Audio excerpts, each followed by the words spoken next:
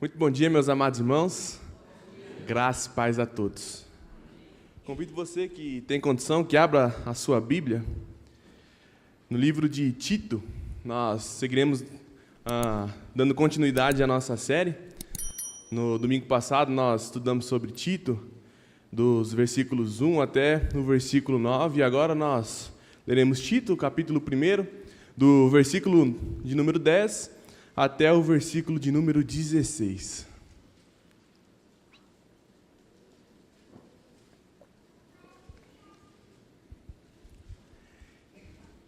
Tito, capítulo de número 1, do versículo 10 até o versículo 16.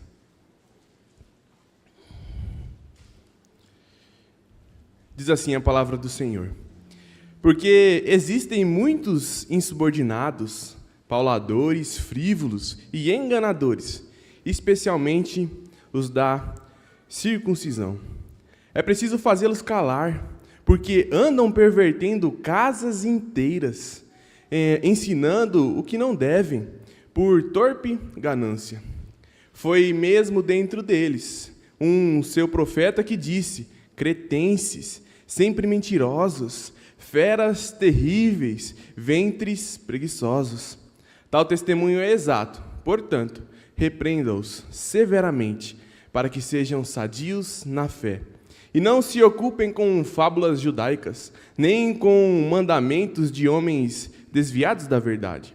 Todas as coisas são puras para com os puros. Todavia, para com impuros e descrentes, nada é puro.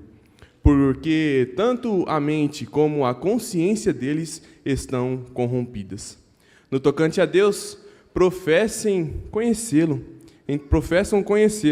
entretanto, o negam por suas obras. É por isso que são abomináveis, desobedientes e reprovados para toda boa obra. Oremos ao Senhor. Pai, eis a tua palavra, Deus. Nós rogamos ao Senhor, te pedimos que através dela o Senhor fale aos nossos corações. Nos ensine, a Deus, a guardar no coração a Tua palavra, a fim de não pecarmos contra o Senhor. Fale, a Deus, aos nossos corações, nos instrua, nos exorte, nos corrija, Deus, mas também através da Tua palavra o Senhor nos mostre o Teu amor, ó Deus, que é incomparável. É em nome de Jesus que nós oramos e agradecemos. Amém.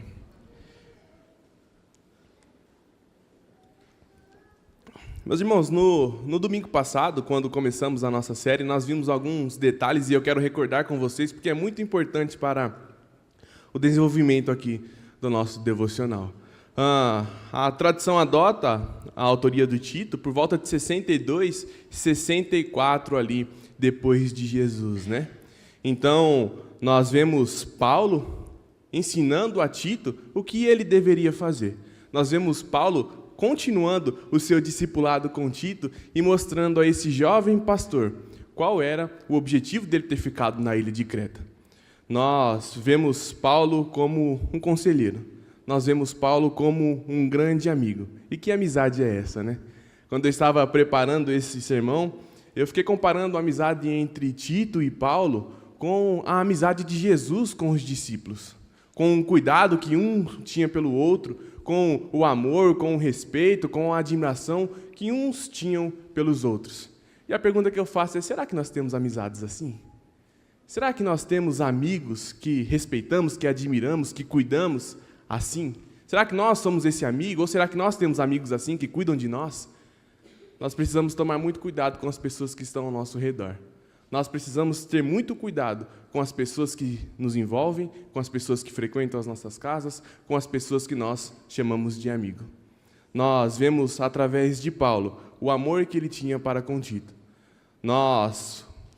Provavelmente essa carta foi escrita na 4ª viagem do apóstolo Paulo, logo após o seu primeiro encarceramento. Então, após ele sair do seu primeiro encarceramento, ele escreve endereçando essa carta a Tito. Ele escreve essa e escreve também a Timóteo. Timóteo, que tinha sido deixado em Éfeso, né, capital da Ásia Menor, e Tito, que tinha sido deixado na cidade de Creta, uma ilha no mar Mediterrâneo. Então, nós vemos Paulo como um discipulador de Tito, como um amigo, como um companheiro, e agora ele está dizendo a Tito: olha, Eu já te disse anteriormente que você precisaria estabelecer presbíteros que tivessem essas características.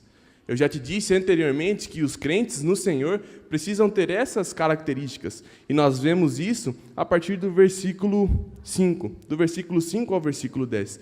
Ele vai nos dar algumas características de como os presbíteros, de como os crentes na cidade de Creta precisavam ser. E agora, no versículo de número 10 até o versículo de número 16, Paulo vai mostrar a Tito o porquê os crentes e os presbíteros precisam ter as características que ele citou anteriormente. Qual é o objetivo dos crentes no Senhor serem apegados à palavra? Qual é o objetivo dos líderes precisarem ser irrepreensíveis? Qual é o objetivo que Deus usou o apóstolo Paulo para escrever essa carta a nós? Nós entendemos que o evangelho ele precisa ser pregado no mundo todo, não é verdade? Nós entendemos que a mudança precisa ser estabelecida no mundo todo, não é verdade? E Tito tinha esse grande desafio de promover ali em Creta a expansão do evangelho. Eu e você, nesta manhã, vamos perceber e entender que nós, como crentes, temos o desafio de promover a expansão do evangelho na cidade de Jundiaí. O texto começa e ele diz o seguinte: porque existem insubordinados, faladores frívolos e enganadores, especialmente os da incircuncisão. Diante disso, eu quero meditar com os irmãos acerca do seguinte tema: como agradamos a Deus? Como nós, com o nosso viver, agradamos ao Senhor? Qual o objetivo de fazer aquilo que fazemos? Por que nós saímos de casa e fazemos aquilo que fazemos? Como nós agradamos ao Senhor? E o primeiro destacamento que eu faço é que nós agradamos a Deus quando defendemos o Evangelho. Quando defendemos o Evangelho. E você pode dizer: mas Anderson, Jundiaí não é perseguido, por que eu preciso defender o Evangelho? Mas Anderson, eu não sofro perseguição aqui na cidade de Jundiaí, por que eu preciso defender o Evangelho? E a resposta é muito simples, está no versículo. Ele diz o seguinte: porque existem muitos insubordinados, faladores frívolos e enganadores, especialmente os da circuncisão. Será que em Jundiaí existem pessoas enganadoras? Provavelmente, né? Será que em Jundiaí existem falsos mestres? Provavelmente. Será que em Jundiaí existem pessoas que, ao invés de testemunharem positivamente em relação ao Evangelho do Senhor, têm feito ao contrário e trazido vergonha e trazido desonra para o nome do Senhor? Nós não precisamos ir muito longe. Quando pegamos os nossos dispositivos celulares na mão, quantas notícias nós temos visto sair de diversas igrejas diferentes? Disputa de poder, disputa de ego, mau testemunho, palavras sendo ditas totalmente distorcidas. Será que em Jundiaí nós precisamos defender o Evangelho? Com certeza, meus irmãos. E o texto diz que nós agradamos a Deus quando estamos aptos para defender o Evangelho. A nossa Constituição, no artigo 5, ela defende a liberdade de expressão religiosa. Ela defende isso. Todas as pessoas têm a liberdade de se expressar religiosamente. Mas, quando nós olhamos para o Evangelho, quando nós olhamos para o cristianismo, nós vemos muita opressão. Opressão essa que, por vezes, não tem nas outras religiões. Por quê? Porque o Senhor ele é a verdade absoluta. Quando nós olhamos o relativismo, que é um movimento filosófico, é a corrente filosófica que diz que não existe nenhuma verdade absoluta. Cada pessoa tem a sua verdade a partir dos seus pressupostos, a partir da sua história. E essas religiões, elas entendem isso. Elas tudo bem com isso. Você pode ter a sua religião, você pode cultuar da forma que você quer. Mas quando nós vamos para o cristianismo, nós vemos que existe sim uma verdade absoluta. Nós vemos que existe sim aquele que é o caminho, a verdade e a vida. Nós vemos que existe sim um Deus que não admite ter diante de si outros deuses. O cristianismo, o evangelho que nós conhecemos incomoda tanto porque ele toca na ferida. O Senhor não aceita que as coisas sejam feitas de qualquer jeito. O Senhor não aceita dividir a sua honra com outras coisas. O nosso Deus, ele é exclusivo e ele requer de nós exclusividade. Nós precisamos defender o evangelho disso. Nós não podemos nos posicionar de forma passiva em relação a isso. Muito pelo contrário, Paulo está dizendo a Tito: olha, você precisa fazer alguma coisa. Você precisa tomar uma providência diante de uma cidade tão populosa como a cidade de Creta. Você precisa fazer alguma coisa. Mas deixa Creta lá, olhe para nós, e Jundiaí, 460 mil habitantes. Quantas igrejas tem? Quantos falsos líderes tem? Quantas pessoas distorcendo o evangelho tem? E nós temos defendido o evangelho, meus irmãos? Nós temos nos posicionado quando necessário? Nós temos colocado à nossa disposição, ao nosso empenho, o nosso trabalho, a fim de que a palavra do Senhor seja expandida de forma verdadeira, fiel ao Senhor? Nós agradamos a Deus quando defendemos o evangelho, quando estamos aptos para defender o evangelho. E esse é um dever de todo crente, todo cristão precisa entender que o Senhor requer dele algo. O Senhor nos capacita com dons e talentos, e nós precisamos usar esses dons e talentos para sermos despenseiros do reino de Deus.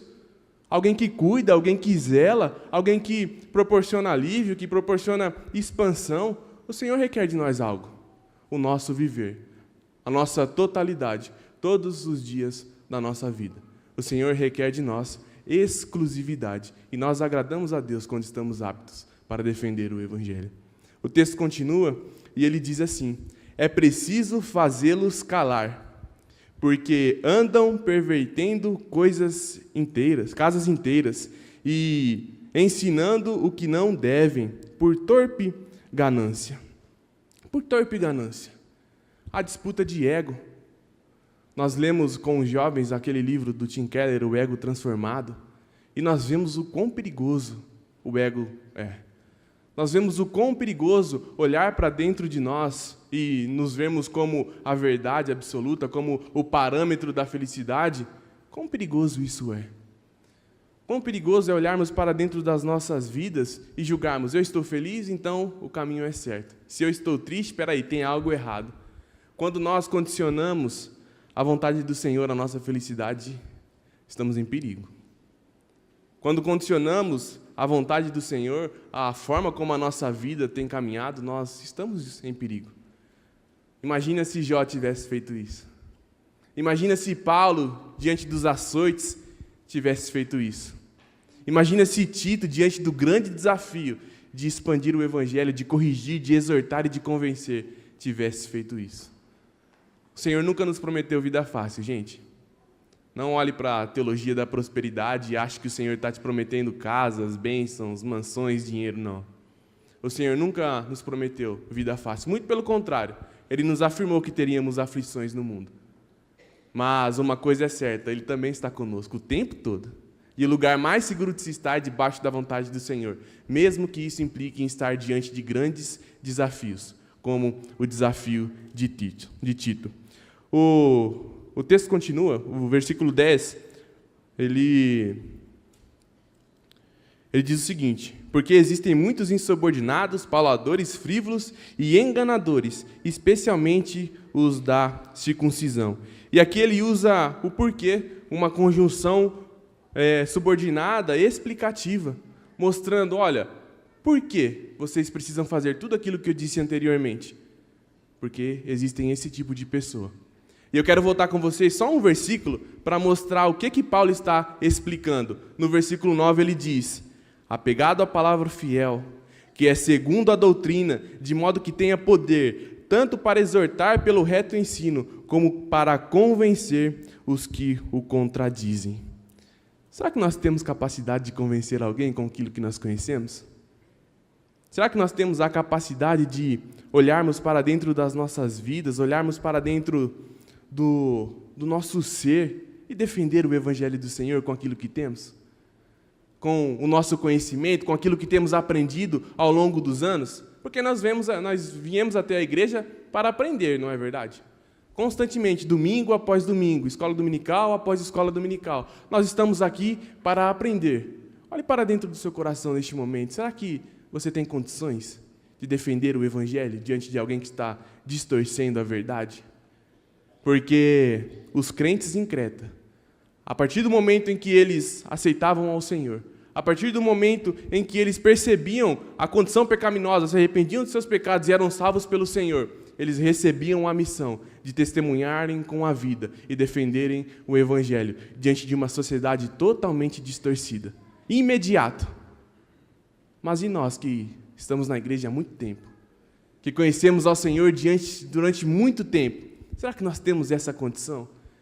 Através do nosso conhecimento e do nosso testemunho, de defendermos o Evangelho do Senhor? Nós agradamos ao Senhor quando estamos aptos para defendermos o seu Evangelho. E como estarmos aptos para isso? O versículo 9 nos explica: apegado à palavra fiel, que é segundo a doutrina, de modo que tenha poder tanto para exortar pelo reto ensino, como para convencer os que se contradizem. A cidade de Creta, ela estava recebendo algo novo. Uma nova forma de pregação, uma nova forma de ensino, uma nova forma de cultuar ao Senhor. E nós sabemos como as novidades às vezes nos assustam, né? Nós sabemos como as mudanças, muitas vezes elas nos assustam, muitas vezes causam ansiedade. A cidade de Creta, ela era um campo fértil para que Tito pudesse mostrar que eles precisavam agradar a Deus com o modo de viver. Eles precisavam experimentar a mudança que o Evangelho promovia em seus corações. Nós agradamos a Deus, meus irmãos, quando estamos aptos para defender o Evangelho. E na cidade de Jundiaí o Evangelho precisa ser defendido, sim. A mensagem do Senhor precisa ser defendida, sim. Em segundo lugar, nós agradamos ao Senhor quando gerenciamos o nosso tempo. Quando gerenciamos o nosso tempo. Como assim, Anderson? Nós olhamos para os dias de hoje e quantas pessoas se dizem não ter tempo para nada, né? Quantas pessoas se dizem que meu tempo não é suficiente, eu estou cheio de coisa para fazer, os meus afazeres não são suficientes. Todos temos as mesmas 24 horas, não é verdade? Todos nós temos as 24 horas que o Senhor presenteia a nós e chama isso de presente, não é verdade? Muitas pessoas, elas se dizem sem tempo porque as suas prioridades estão distorcidas. Muitas pessoas se dizem sem tempo para o Senhor porque colocou muitas outras coisas no lugar que era de Deus. Muitas pessoas se dizem sem tempo, mas quando pegam os seus aplicativos, os seus celulares, são 8, 9, 10, 11, 12 horas gastas por dia. As pessoas ficam sem tempo porque perderam o seu referencial. As pessoas ficam sem tempo porque colocaram algo no topo das suas vidas que deveria ser ocupado por Deus. Nós agradamos a Deus quando gerenciamos o nosso tempo. Não podemos perder tempo com coisas frívolas. Nós não podemos perder tempo com coisas fúteis que não têm serventia para nada. Nós não podemos passar a vida toda sem conhecer ao nosso Senhor. Na escola dominical do último domingo, eu perguntei para os adolescentes: quantos de vocês já leram a Bíblia inteira? Vocês têm 16 anos, vocês tiveram 16 anos para ler. Quantos de vocês já leram a Bíblia de modo inteiro, por inteira? E eu estendo a pergunta para todos aqui: quantos de nós já lemos a Bíblia inteira? Quantos de nós conhecemos os versículos? Quantos de nós temos a capacidade de, ao encontrarmos uma pessoa na rua, falarmos para ela o que as Escrituras diz, o que é contido nas Sagradas Escrituras? Meus irmãos, o nosso tempo ele é precioso. O nosso tempo ele é o bem mais precioso que nós temos e nós devemos gastá-lo de forma que agrade ao Senhor, de forma que confesse ao Senhor com os nossos lábios, com o nosso viver, com o nosso tempo também. O texto diz: foi mesmo dentre eles um seu profeta que disse: cretenses sempre mentirosos, feras terríveis, ventres preguiçosos. Tal testemunho é exato. Portanto, repreenda-os severamente, para que sejam sadios na fé. E não se ocupem com fábulas judaicas, nem com mandamentos de homens desviados da verdade. Não se ocupem com fábulas judaicas, nem com homens desviados da verdade. E aqui nós precisamos entender, meus irmãos, como é importante filtrarmos as pessoas que nós escutamos. Filtrarmos as pessoas que nós escutamos. Filtrarmos as pessoas que nos dão conselho, filtrarmos as pessoas que nos servem de referência, que nos servem de exemplos. Porque Paulo está falando para Tito, olha, o povo de Creta não pode se ocupar com fábulas judaizantes, e nem com homens que se desviaram da verdade. Será que nós temos essa possibilidade nos dias de hoje? De nos ocuparmos com fábulas? De nos ocuparmos com homens que se desviaram da verdade?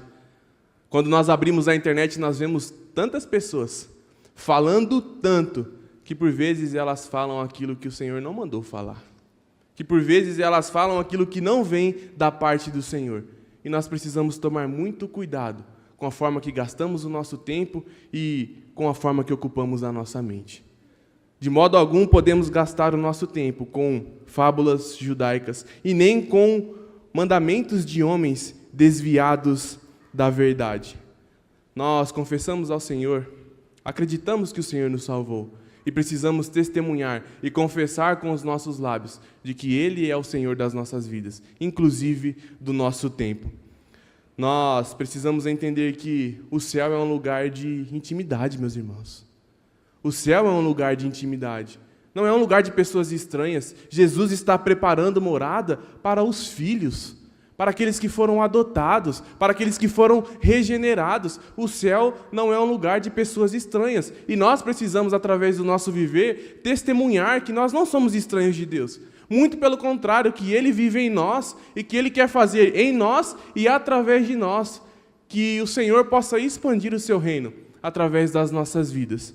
E o texto diz, portanto, todo aquele que me confessar diante dos homens, também eu confessarei diante de meu Pai. Mas aquele que me negar diante dos homens, eu também o negarei diante de meu Pai, que está nos céus. Mateus capítulo 10. Como tem sido o nosso testemunho diante dos homens? Como tem sido o nosso posicionamento quando o Evangelho precisa ser defendido? Como tem sido o nosso posicionamento com a forma como gerimos o nosso tempo, com a forma como gerenciamos o presente que Deus tem nos dado?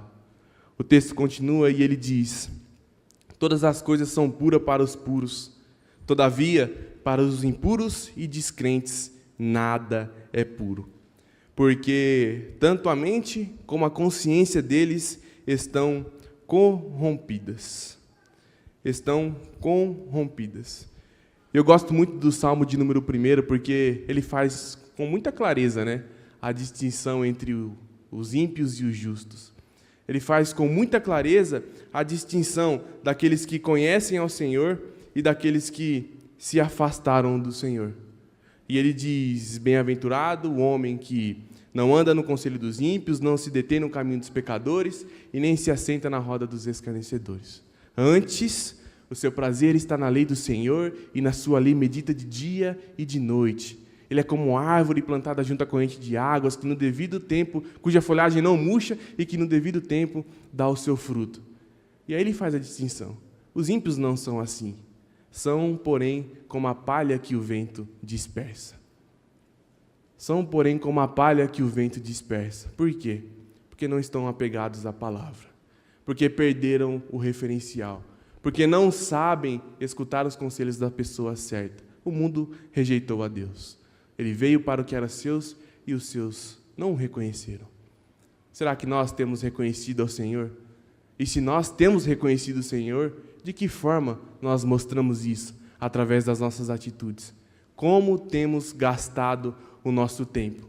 Porque o Senhor, através de Paulo e Tito, está exortando a cidade de Creta a gastar o tempo de forma objetiva, a gastar o tempo de forma produtiva. Como nós, como crentes em Jundiaí, temos confessado ao Senhor Jesus Cristo através do nosso tempo. Nós precisamos olhar para as nossas vidas e entendendo que o Senhor, Ele prepara todas as coisas aqui com um objetivo, com um único objetivo, da sua glória, de fazer o seu nome ser manifestado através das nossas vidas.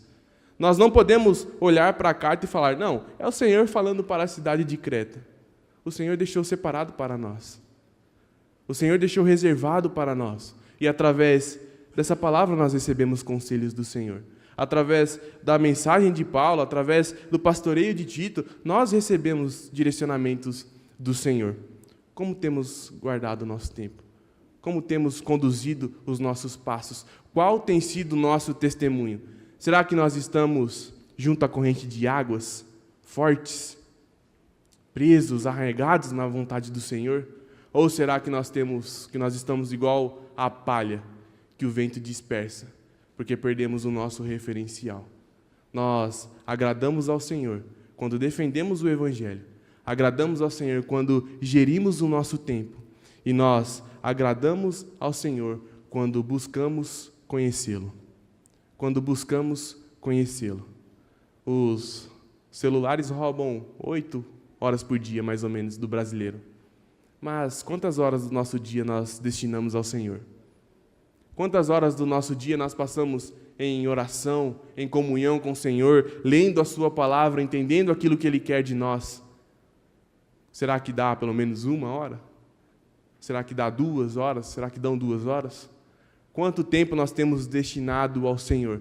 Porque nós agradamos a Deus quando o conhecemos. Nós agradamos a Deus quando entendemos que o objetivo da nossa vida é conhecê-lo. É através de nós o Senhor ser conhecido, com as nossas atitudes, com as nossas falas, o Senhor ser manifestado. Nós agradamos a Deus quando buscamos a santificação, pois sem a santificação ninguém verá o Senhor. Hebreus capítulo de número 12. O versículo 15 ele traz isso também. E ele diz: todas as coisas são puras para os puros. Todavia, para os descrentes, nada é puro, porque tanto a mente como a consciência deles estão corrompidas.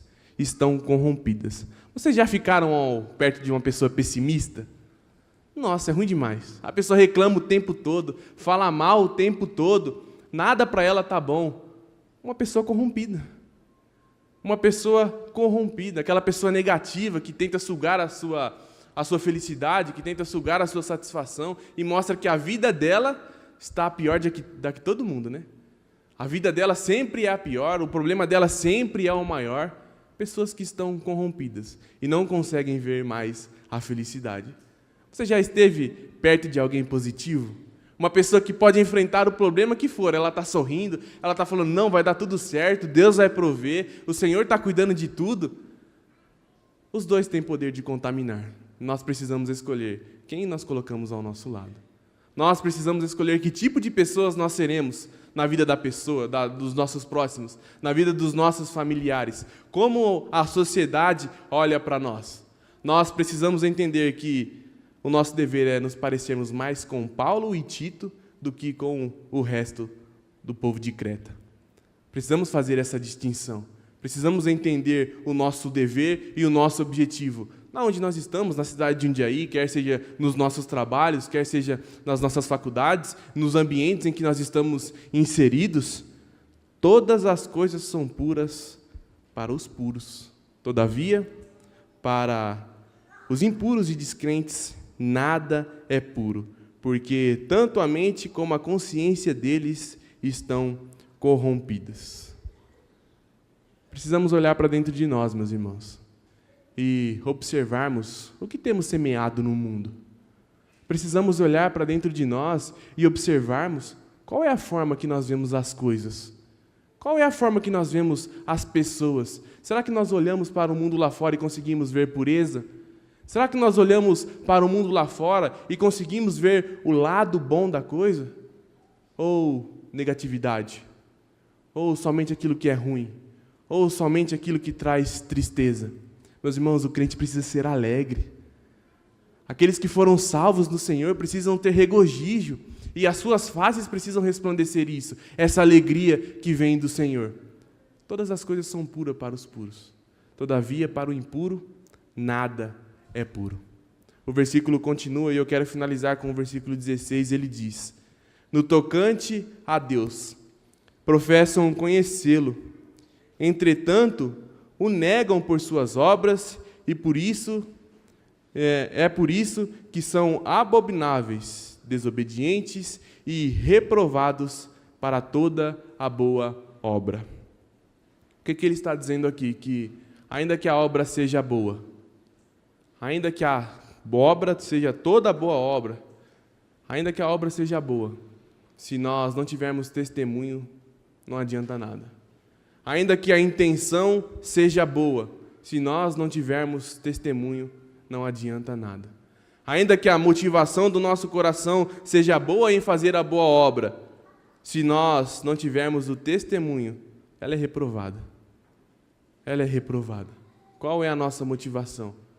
Qual é a motivação de fazermos aquilo que fazemos? Mas precisamos entender que, para ser aceito ao Senhor, não pode ser feita de qualquer jeito. Para ser agradável ao Senhor, não pode ser feita de qualquer jeito. O Senhor requer de nós uma intimidade, meus irmãos. O Senhor requer de nós um testemunho verdadeiro com Ele. Nós precisamos confessar ao Senhor com tudo aquilo que nós temos. Nós precisamos confessar ao Senhor com o nosso testemunho também. Eu acabei de citar o texto, que se nós confessarmos a Cristo diante dos homens, Ele também nos confessará diante de Deus. Mas, se nós o negarmos, Ele também nos negará diante de Deus que está nos céus. Qual tem sido a mensagem que os nossos lábios professam lá fora? Qual tem sido o dever que nós temos exercido lá fora? O Senhor requer de nós algo. E com o texto que nós lemos agora, nós percebemos que o Senhor requer de nós uma adoração, requer de nós uma integridade, requer de nós uma entrega 100% fiel ao Senhor. Em momento algum nós podemos ter dualidade. Em momento algum a gente pode ficar em cima do muro. Muito pelo contrário, o Senhor é exclusivo e Ele requer de seus filhos exclusividade. É por isso que o Evangelho precisa ser defendido. É por isso que nós, como crentes, precisamos nos posicionarmos em defender o Evangelho do nosso Senhor Jesus Cristo. Se você conhece Jesus, aquele que pode libertar as pessoas lá fora, meus irmãos, apresentem a elas. Se você conhece a verdade que liberta, a verdade que João falou lá no capítulo 8, que tem poder para libertar, apresente as pessoas lá fora. E se você não conhece a verdade que liberta, meus irmãos, corre. Corre porque Jesus está voltando. Em breve Ele voltará para nos levar junto a Ele. Que o Senhor nos ajude a agradar Ele. Que o Senhor nos ajude a vivermos de modo que o agrade. E nós agradamos a Deus quando defendemos o Evangelho, agradamos a Deus quando gerenciamos o nosso tempo e nós agradamos a Deus quando buscamos conhecê-lo. Que o Senhor possa nos ajudar e nos capacitar diariamente a vivermos uma vida íntegra que o honre e que o adore. Amém, meus irmãos? Vamos orar ao Senhor. Pai Santo, Pai bendito, nós te louvamos, ó Deus. Muito obrigado pelo privilégio que nós temos de abrirmos a Tua Palavra, ó Pai, e percebermos o Teu cuidado, tanto nas eras passadas quanto no dia de hoje. Senhor, nós te pedimos intrepidez e ousadia para nos posicionarmos diante do inimigo, ó Deus. Para, ó Deus, confessarmos ao Senhor com as nossas bocas, com as nossas atitudes, ó Deus, que os nossos lábios possam testemunhar de uma adoração, ó Deus, ao Senhor. Nós pedimos que a fé, ó Deus, que habita em nós, possa ser evidenciada através das nossas atitudes, Senhor. Nos use, ó Pai, nos dê discernimento para observarmos as oportunidades que o Senhor coloca diante de nós e, acima de tudo, nos ajude, ó Deus, a gerenciarmos o nosso tempo. Não permita, Deus, que gastemos o nosso tempo de forma que não agrade ao Senhor. Muito pelo contrário, ó Deus, nos dê perseverança na leitura bíblica, nos dê perseverança na oração, nos nossos devocionais, ó Deus. Nós queremos conhecê-lo cada vez mais. Pai, permita-nos, ó Deus, conhecer ao Senhor. Que o Senhor possa nos abençoar, ó Deus, abençoar também a escola dominical que seguirá. Senhor, ó Deus, use os professores a fim de que eles possam transmitir a Tua mensagem, ó Deus, da maneira que Te agrada. É em nome de Cristo Jesus que nós oramos e agradecemos. Amém, Senhor. Meus irmãos, muito obrigado pela paciência, que o Senhor nos abençoe e fale conosco.